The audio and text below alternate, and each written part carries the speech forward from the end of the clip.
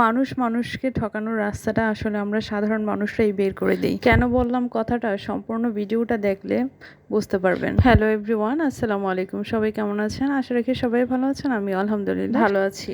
আমরা সাধারণ মানুষরা আসলে ন্যাচারাল জিনিসটা মেনে নিতে পারি না, মানি না যে প্রাকৃতিকভাবেও আল্লাহর সৃষ্টি কোনো জিনিস ন্যাচারালি সুন্দর হয়। আমরা কাউকে একটু সুন্দর দেখলে আফসোস করি, কারোর গায়ের রং একটু ফর্সা দেখলে জিজ্ঞেস করি কি খেয়েছে, কি দিয়েছে, কি ব্যবহার করে।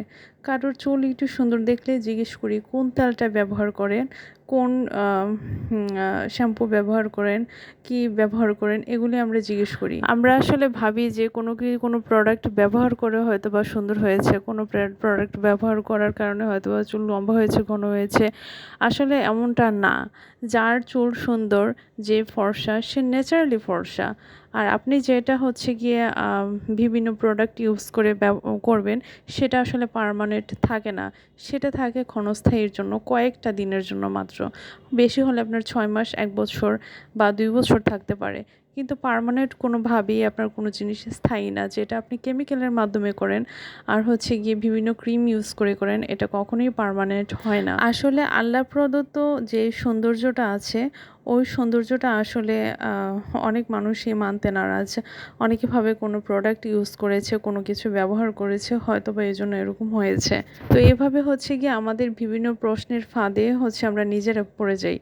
যেমন আমরা কারোর চুল সুন্দর দেখলে আমরা জিজ্ঞেস করি কি তেল ব্যবহার করেছে, কি শ্যাম্পু ব্যবহার করেছে, কি প্যাক লাগিয়েছে যার কারণে চুলগুলো এত সুন্দর। এই বিভিন্ন ধরনের প্রশ্নগুলি মাথায় নিয়ে হচ্ছে গিয়ে কিছু অসাধু ব্যবসায়ী আছে, ওরা হচ্ছে গিয়ে বিভিন্ন অনেক ধরনের হার্বাল জাতীয় লতা পাতা হচ্ছে গিয়ে মশলা সব কিছু মিক্স করে হচ্ছে গিয়ে একদম ডালে চালে খিচুড়ি করে ফেলে। অনেক মানে এমনও তেল বানাইতে দেখেছি আমি, মানে 50+ হচ্ছে গিয়ে এখানে ইনগ্রিডিয়েন্টস দেওয়া হয়, যেখানে আসলে এত কোনো কিছুই বেশি ভালো না। আপনার চুল হোক, স্কিন হোক, কোনো কিছুই অতিরিক্ত ভালো না। আসলে যারা এগুলি এখন হচ্ছে গিয়ে অসংখ্য তেল ব্যবসায়ী, অসংখ্য ক্রিম ব্যবসায়ী কেন হয়? আমাদের প্রশ্নের কারণেই হচ্ছে এরা সুযোগটা নিয়ে থাকে। যারা তেল বানাতে পারে না, ওরাও হচ্ছে গিয়ে তেল বানিয়ে হচ্ছে গিয়ে বিভিন্ন ভাবে অনলাইনে বিজনেস করে যাচ্ছে, একদম ওপেনলি বিজনেস করছে। আমি ওই দিন এক আপুর তেল বানানো দেখে আমি মানে পুরাই হতভম্ব হয়ে গেছি।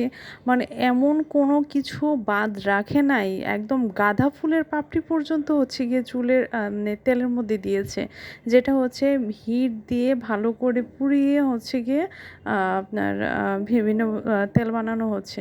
মানে ভাই, আসলে আপনি যদি এতগুলি হার্বস একসাথে গরম করেন, আসলে কোন গুণটা আসলে কাজে দেয়? এখানে হচ্ছে মশলা হতে সব ধরনের লতা পাতা বিভিন্ন কিছু দিয়ে হচ্ছে গিয়ে তেলটা বানায়। মানে আসলে এটা কি তেল না একদম পুরো খিচুড়ি হয়ে গেল, বুঝলাম না। মানে তেলের চেয়ে বেশি হচ্ছে গিয়ে এই ধরনের ইনগ্রিডিয়েন্টসগুলি দিয়ে হচ্ছে গরম করে একদম বড় বড় পাতিল ভরে ভরে তেল বানাইতেছে। পাবলিকও এগুলি পাগলের মতো নিতেছে। পরে দেখলাম যে এক রিভিউ দেখলাম যে সব চুল পড়ে যাচ্ছে। ভাই, আমরা যারা আসলে প্রফেশনালি কাজ করি বা যারা প্রফেশনালি কাজ করে, ওরা আসলে এত হাই হিটের তেল ইউজ করে না। বা এত মানে আবার দেখলাম যে আরেক পেজে হচ্ছে গিয়ে চুলের প্যাক বানাচ্ছে। মানে চুলের প্যাক বানাতে কিন্তু এত ইনগ্রিডিয়েন্টস লাগে না, এত পদ লাগে না। 4 থেকে 6টা পদ দিলে এনাফ। আর সেই জায়গায় হচ্ছে একদম 12 থেকে 14টা দিয়ে হচ্ছে গিয়ে আপনার চুলের প্যাক বানাচ্ছে। আসলে কোনটা কোন কাজে লাগবে ওরা নিজেরাও জানে না। আমরা প্রফেশনালি যারা কাজ করি, আমরা আসলে এত পদ দিয়ে আমরা প্যাক তৈরি করি না। হাতে গোনা 4-5টা প্যাক হলে এনাফ, এর চেয়ে বেশি কিছু লাগে না। নেক্সট ভিডিওতে এই ব্যাপার নিয়ে আমি আরও কিছু কথা বলবো। ধন্যবাদ ভিডিওটি দেখার জন্য। আল্লাহ হাফেজ।